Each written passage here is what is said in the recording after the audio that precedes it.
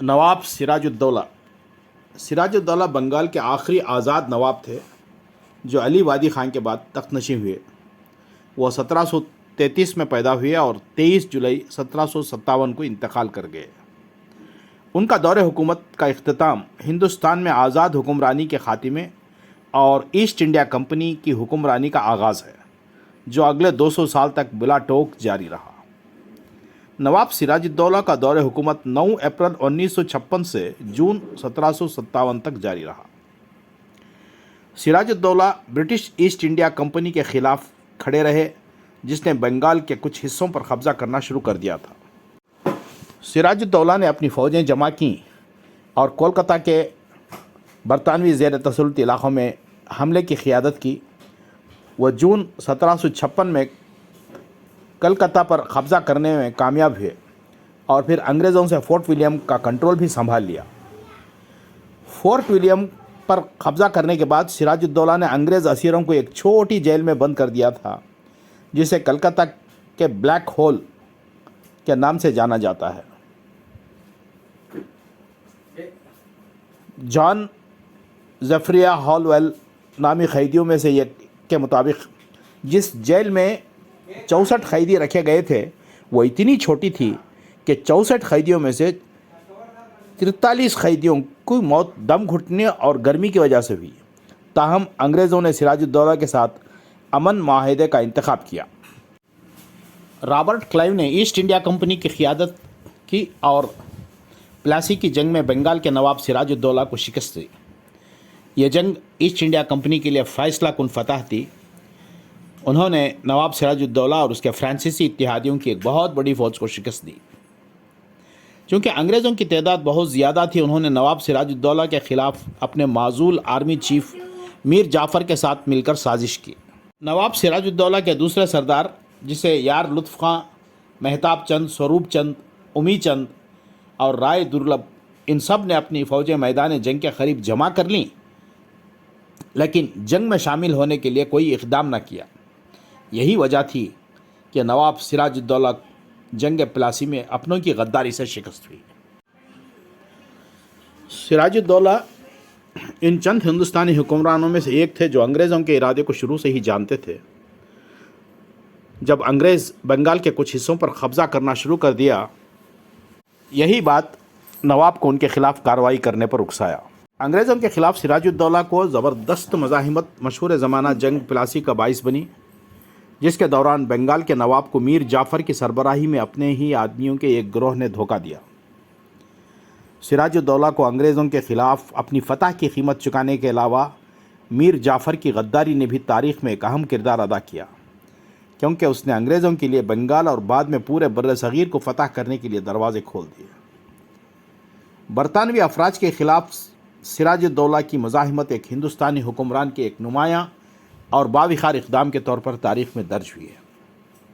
اس طرح نواب سراج الدولہ کو ایک بہادر آزادی پسند کے طور پر دیکھا جانا جاتا ہے اور موجودہ مغربی بنگال اور بنگلہ دیش میں ان کی بڑی عزت کی جاتی ہے۔ در حقیقت کلکتہ اور بنگلہ دیش میں کئی تعلیمی ادارے ان کے نام پر رکھے گئے ہیں۔ 1967 میں ان کی بہادری کو خراج تحسین پیش کرنے کے لیے نواب سراج الدولہ کے نام سے یہ ایک بایوپک ریلیز ہوئی ہے۔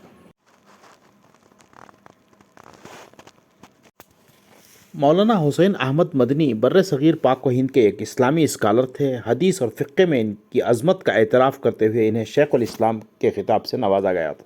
انہوں نے مشہور قوم پرست مولانا محمد حسن کے ساتھ ریشمی خطوط کی سازش میں حصہ لیا اور 1916 میں برطانوی حکومت کی طرف سے انہیں 3 سال کے لیے جیل بھیج دیا گیا۔ ریشمی رومال تحریک ہندوستان سے برطانوی حکومت کا تختہ الٹنے کے لیے دارالعلوم دیوبند کے انقلابیوں کی ایک گروپ کی کوشش تھی۔ چونکہ ہندو اور مسلمان دونوں انگریزوں کے مظالم کا سامنا کر رہے تھے اور غلاموں کی طرح زندگی گزار رہے تھے، اس لیے انہوں نے ان سے اپیل کی کہ انگریزوں کے خلاف لڑنا صحیح طریقہ ہے۔ انہوں نے یہ بھی اعلان کیا کہ انگریزوں کو شکست دینے کے مقصد کے حصول کے لیے ہندوؤں اور مسلمانوں کے درمیان باہمی دوستی اور ہم آہنگی کو مضبوط کیا جانا چاہیے۔ مولانا حسین احمد مدنی نے نمک ستیہ گرہ اور سول نافرمانی کی تحریکوں میں अहम किरदार अदा किया। 1942 में हिंदुस्तान छोड़ो तहरीक क्विट इंडिया मूवमेंट के दौरान कैद हुए थे। हिंदुस्तानी जिद्दोजहद आज़ादी के दौरान इन्हें कई बार कैद किया गया और मुस्लिम लीग का दो कौमी नज़रिया अवाम के मुश्तरका मफादात के लिए ख़तरनाक है। उन्होंने अपने तकरीरों और तहरीरों में मुस्लिम लीग के कायदीन पर सख्त तनकीद की। 31 मई 1866 को अजीम इस्लामी यूनिवर्सिटी दारुल उलूम देवबंद का क़याम उत्तर प्रदेश के ज़िला सहारनपुर के एक कस्बा देवबंद में उलमा ने किया। इस इदारे ने भी हिंदुस्तान की आज़ादी के लिए बहुत सी कोशिशें की हैं। आज़ादी के बाद के दौर में मौलाना हुसैन अहमद मदनी साहब ने रूहानी और तालीमी शोबों में तवज्जो दी। देवबंद के दारुल उलूम के हेडमास्टर के तौर पर काम करते थे, जहां उन्होंने बचपन में तालीम हासिल की थी। मौलाना हुसैन अहमद मदनी ने जमीयतुल उलमाए हिंद की क़ियादत भी की और उसके रहनुमा थे।